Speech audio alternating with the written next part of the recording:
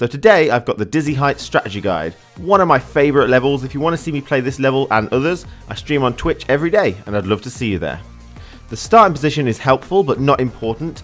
You kind of want to be on the front row and to the middle leftish, but it's not really that big of a deal if you don't start there. The randomness of the level is low, it's really just the way the balls are fired and how they're going to roll. And the technicality is medium. Being good at jump diving on this and being really good at long precise jumps really helps you in this level.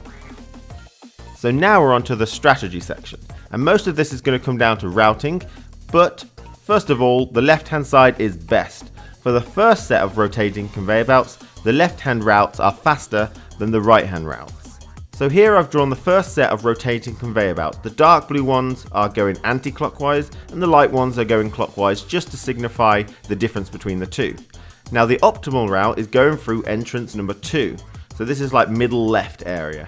And follow this path and it's the most optimal. Now you can make small deviations here, that's absolutely fine, but I find this is the best, most optimal route. So next up we've got the backup route, and you won't always start in the optimal starting position. So if you are a bit too far right, you can go to entrance number 3 and then quickly get back to the optimal route. So you shouldn't really ever be going into entrance 1 or 4 because they're the slower of the two. It's not punishing if you do, but it's not the fastest either. So next up is about transitioning to the right. So we finished with the first set of rotating conveyor belts, and during the rolling ball section coming up, you want to transition to the right hand side ready for the second set of rotating belts. So when we get to the second set of rotating belts, the right path is the fastest path. So here I've drawn the second set of rotating conveyor belts, and the second rightmost path is the fastest because you get a half turn, a half turn, a half turn, a 3/4 turn, but then most importantly a quarter turn at the very last rotating belt. Whereas if you're on the left side, you would get a 3/4 turn on the last belt. So the right hand side is fastest here by a little bit. So you never want to use the middle rotating belt here to transfer over. If you're on the left path, just stick with it until the end. So next up is a little bit of a warning. As you approach the ledge coming up, ready to jump off, it can eat your jump. You'll notice this when you go over the lip, you'll count as airborne. You can see a little bit of smoke underneath your character. So just be careful of this. The best way to counter this is by doing the next strategy, and that is to late jump and not dive. So when you're running over the ledge, it's best to jump very late, so you're actually running on the horizontal plane before you jump, and this will secure that your jump isn't eaten and gives you the most range. It's also best if you don't dive. This allows you to continue running, so you don't have to get up from the dive and you won't fall over no problem. Obviously dive if you're going to land on a ball though. So the next strategy is to avoid the balls in the next section before the finish line. You want to use momentum to jump up the conveyor belt and avoid the balls. If you need to, stay on the second conveyor belt.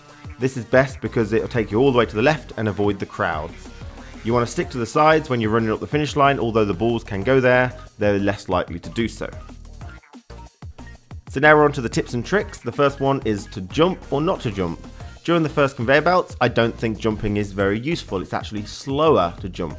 Now jumping does allow you to make sure you land on a conveyor belt, but it is slower. It's better to just run really wide circles around it, and you'll see that in the games to come how much faster it is.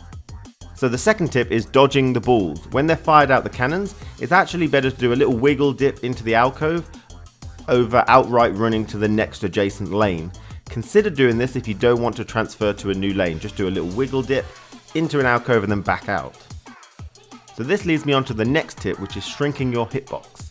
When the cannons are firing the balls out, you can actually jump dive or just dive by itself into the corner of the balls to avoid being hit.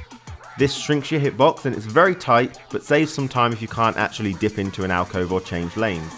This won't work very well when there's a lot of players, especially if they're in front of you though. As a bonus extra, there is a bit of a swag strategy. If you bounce upon this pad, you can get up here. It serves no useful purpose, but I bet you didn't even know there was a hole here, which is pretty interesting.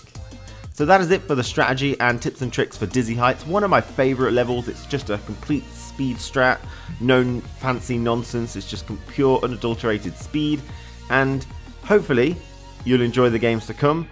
If you want to see me play this and more, I stream on Twitch every day. I'd love to see you. But until then, Thank you for watching, take care of yourself, and I'll see you again very soon. Alright, you ready? Let us go. We know this one off by heart. Everyone knows it by now. Don't bother jumping. Just roll, roll, roll. Follow the curvature, and we'll be good. Perfect. We can do a speed boost down here because there's no one in front of me. Don't want to do too many. Now we want to transition to the right. I'm going to take this opportunity to do it there. Do a little dip. Dip wiggle. Dip wiggle. That sounds horrible. Right, half turn, half turn. Say it with me, half turn. 3/4. We're going to beat that loser on the left because we've only got a quarter. Easy. Is he going to grab me? Probably yes. Yep, I knew it. So we didn't even bother jumping, we just dived. But it doesn't stop me from getting first place though, does it? No it doesn't, because we badass. We badasses. Dizzy heights. So this is what my next guide's going to be on. I think I need to make my next guide better because I know the perfect paths for everything here. We want to be on sort of the middle left. Right, we're not. So we're going to go to this as a backup strat. We're going to go to the third rotating belt if you count from left to right. And then we're going to transition to the left rotating belt here. Okay? Perfect. We're not going to jump unless we get smashed by people. We're just going to roll around like this. Perfect. Okay, so we're kind of ahead considering we had a bad start. We'll do a couple of these. Now we want to transition to the right. I'm going to take this opportunity to go here because there's no ball here. I'm going to dive. Didn't quite make it, but it's good enough. So the right hand side is better. This guy's... I'm going to beat that guy even though he's ahead of me. For sure. Because he's got to do a 3/4 and I've only got to do a quarter on that one. And then we do a late jump. We don't bother oh fuck, ate my jump. Not late, that was too late. And then, yeah, we do. That was too late a jump, guys. Don't do the too late a jump. And then we stay to the outsides like, oh fuck. The outsides are not guaranteed safe like in some other levels, but almost try hard, wasn't it? Almost try hard. And they got like 800,000 viewers, so you know. So on this, this is the correct path to go, but don't bother jumping because it slows you down, and you're more likely to fall over when you land on people. Just kind of roll it like this. You know, we'll do a bit of speed boosting. And then we want to transition to the right. So I'm going to jump here. And then we're going to try and go to the right. Wash. Okay. Good. The right is better because, as we all know, it's a half turn. Half turn. Half turn for both sides. 3/4 for both sides. But on this side, you only have to do a quarter on this last one. Whereas the left side have to do bollocks, mate. Imagine that fall over. That's because I didn't jump off. So we do a late jump, no dive. There's no point diving. Okay, there's no point doing that, whatever happened there. And then we get in front of this dude. He grabs me, and then we do that.